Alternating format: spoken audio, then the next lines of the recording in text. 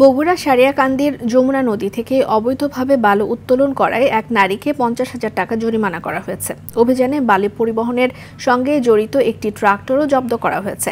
সোমবার বিকেলে উপজেলার হাটশেরপুর ইউনিয়নের বাংলাদেশ সেনাবাহিনীর সহযোগিতায় এই অভিযানের নেতৃত্ব দেন সারিয়াকান্দি উপজেলা নির্বাহী কর্মকর্তা শাহরিয়ার রহমান।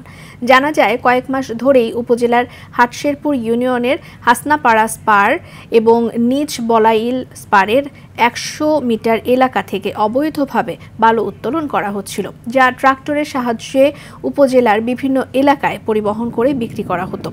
এতে স্পারগুলো নদী ভাঙনের হুমকিতে রয়েছে এবং স্পারের সংযোগ সড়কগুলো ক্ষতিগ্রস্ত হয়েছে। অবৈধভাবে বালু উত্তোলন বন্ধে নিয়মিত অভিযান অব্যাহত রাখা হবে বলে জানিয়েছেন উপজেলা নির্বাহী কর্মকর্তা শাহরিয়ার রহমান।